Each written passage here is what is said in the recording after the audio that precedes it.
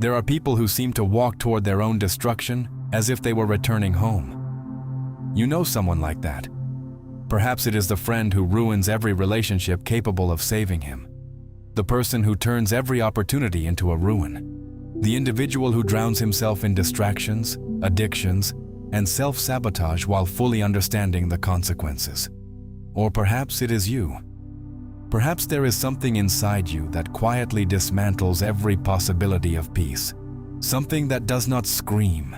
Something that does not demand attention. Something that only whispers. And somehow, you obey. For thousands of years, humanity has told itself a comforting story. That life naturally wants to continue living. That every organism struggles to survive. That beneath all suffering lies an instinct pushing us toward preservation. Yet reality often tells a different story. Human beings repeatedly destroy what they love. They abandon what nourishes them. They return to the same wounds. They recreate the same tragedies. They revisit the same darkness. Again and again. The ancient Greeks told the story of Icarus.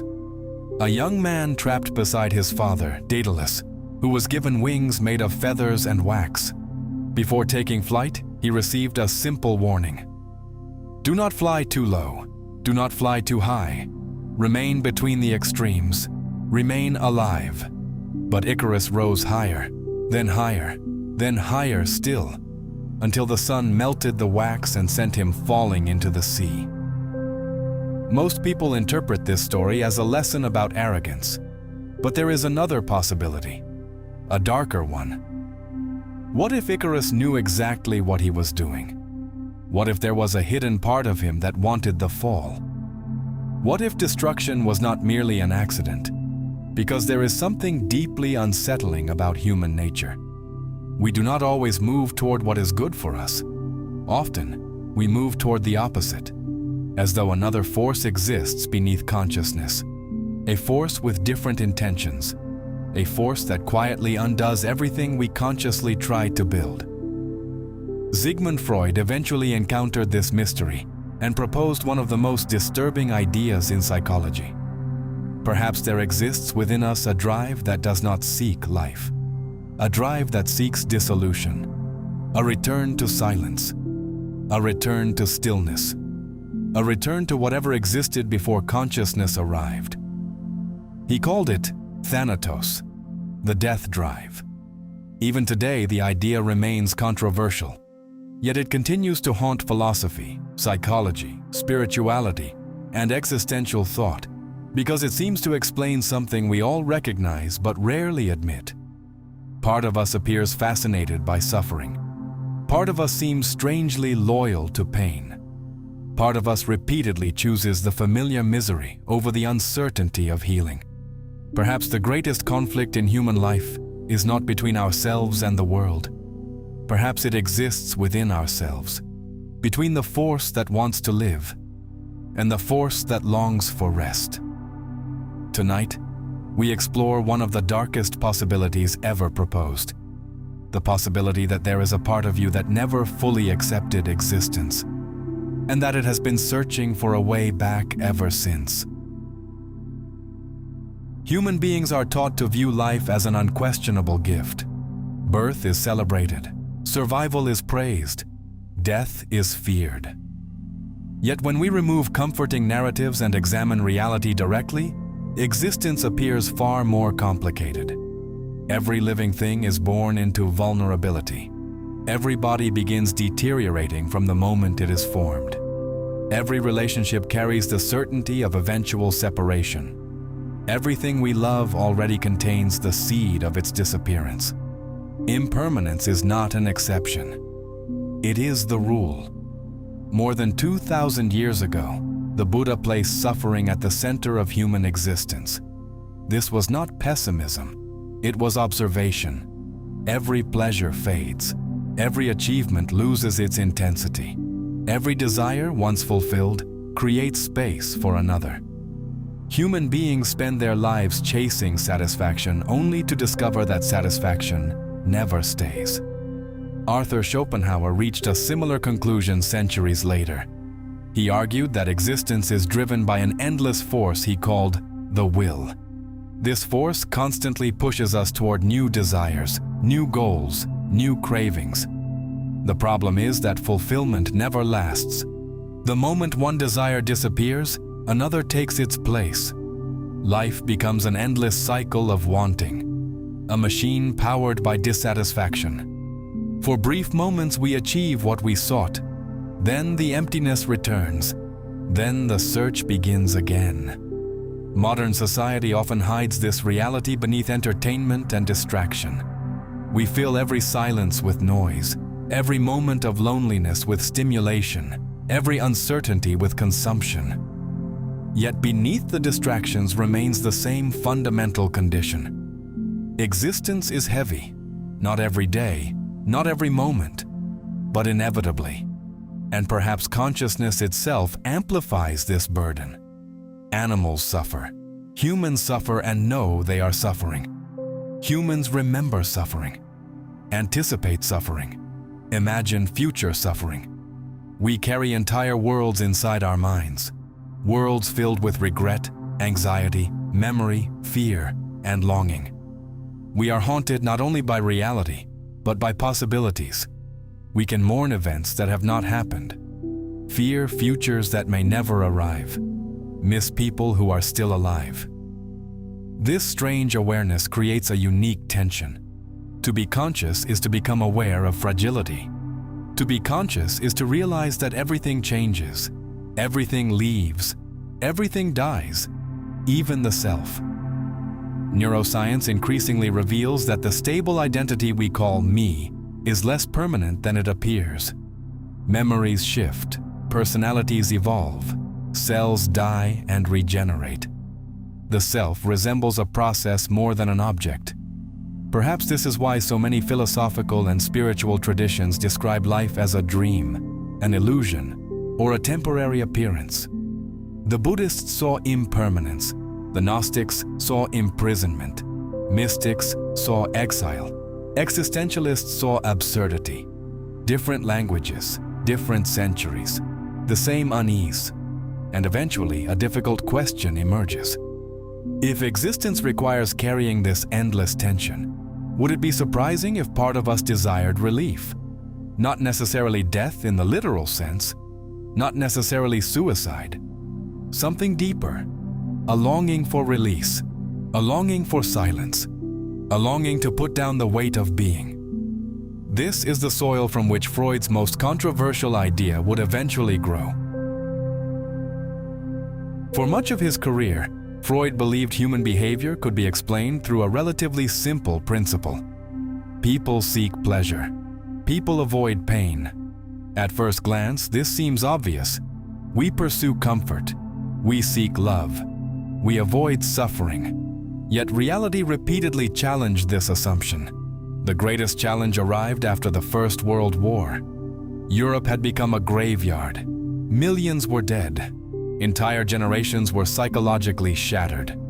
Freud began observing soldiers who returned from combat carrying severe trauma. What disturbed him was not merely their suffering, it was their repetition. Night after night, they relived horrifying experiences through dreams. Again and again, the mind seemed unable to let go. Even more confusing, many patients recreated painful situations throughout their lives. They entered similar relationships, repeated similar mistakes, returned to familiar suffering. They behaved as though pain possessed its own gravity. This contradicted everything Freud expected. If human beings seek pleasure, why do they repeatedly recreate misery? Why do people revisit emotional wounds? Why do they sabotage themselves? Why does suffering often become familiar enough to feel like home? In 1920, Freud published Beyond the Pleasure Principle. Within its pages emerged one of the most controversial ideas in psychological history. He proposed that life is driven by two opposing forces: eros, the force of creation, connection, growth, love, preservation, and thanatos, the force of destruction, dissolution, aggression, return. According to Freud, Every living organism carries within itself a tendency to return to an earlier state. A state free from tension, free from striving, free from consciousness. A state resembling the stillness that existed before life emerged. Many rejected the theory. Many still do. There is little empirical evidence proving the death drive exists exactly as Freud imagined it. Yet the theory survives because it touches something deeply recognizable. Human beings often act against their own interests. History itself provides countless examples. Civilizations repeatedly march toward catastrophe despite warnings. Nations repeat mistakes that devastated previous generations. Individuals knowingly pursue habits that destroy them. Knowledge alone rarely saves us. Reason alone rarely controls us. Something older operates beneath intellect, something instinctive, something difficult to name. Carl Jung approached this mystery differently. He believed that every person carries a shadow, the hidden aspects of the psyche that remain unconscious, the parts we reject, suppress, ignore. Yet what remains buried does not disappear. It waits, and often it expresses itself through self-destructive behavior. The more we refuse to confront darkness, the more power it gains. Perhaps what Freud called thanatos and what Jung called shadow are different attempts to describe the same phenomenon. The realization that human beings are not united within themselves. We are divided, a battlefield disguised as an identity. One part seeks life. Another part quietly questions whether life is worth the effort.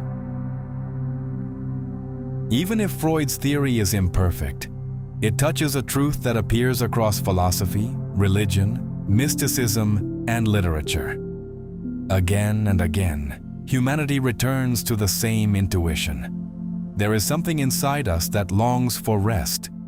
The French have a phrase for a strange psychological phenomenon: l'appel du vide, the call of the void. Standing at the edge of a cliff and briefly imagining a jump, looking down from a great height and feeling a mysterious pull, not necessarily a desire to die. Something stranger, a momentary encounter with possibility, a glimpse into the abyss, the unsettling realization that freedom contains terrifying potential. The abyss has fascinated humanity for centuries, perhaps because it symbolizes more than death. It symbolizes the unknown, the disappearance of identity, the dissolution of boundaries, the end of becoming. Mystical traditions frequently describe enlightenment using language that sounds surprisingly similar. The dissolution of the ego, the end of separation, union with the absolute, return to the source. Of course, spiritual traditions and Freud point toward very different destinations, yet both recognize something profound. The individual self is exhausting. To maintain an identity requires endless effort. We must constantly defend it, construct it, perform it, protect it. Meanwhile, time slowly dismantles everything we build. This may explain why so many people secretly fantasize about escape. Not escape through physical death, escape from responsibility, escape from anxiety, escape from becoming, escape from themselves. Modern life intensifies this condition. Never before have human beings been exposed to so much information, comparison, stimulation, and pressure.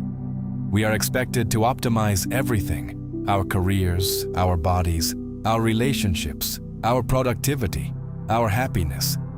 Yet beneath all these demands remains the same ancient reality. We are temporary creatures living inside a temporary universe.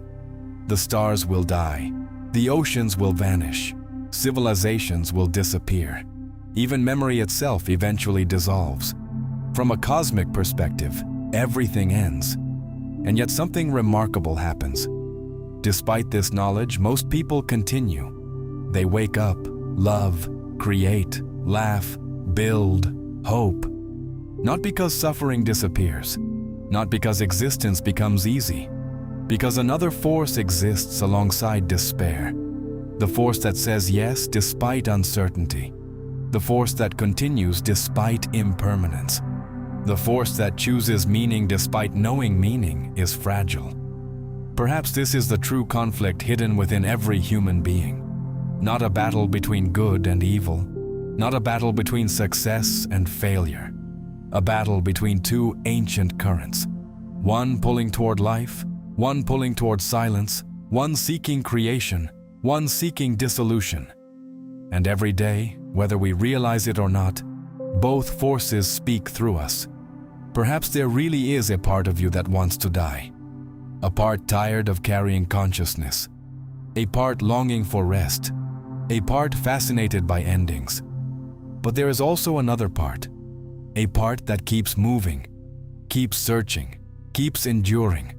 Even in darkness, even in uncertainty, even while standing face to face with the abyss.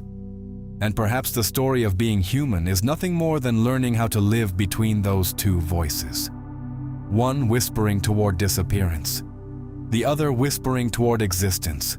Both ancient, both real, both waiting to be heard. If these ideas resonate with you, know that you're not alone. This channel exists for those willing to look into the darker corners of existence and ask the questions most people avoid.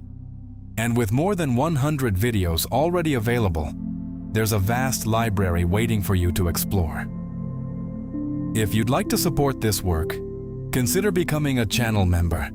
You'll help keep these videos alive while gaining access to exclusive benefits and content. You can also use Super Thanks if you'd like to make a direct contribution. Every bit of support helps more than you know. That said, simply watching, subscribing, and sharing these videos already means a great deal. Your time and attention are the reason this channel exists in the first place. Thank you for being part of this journey.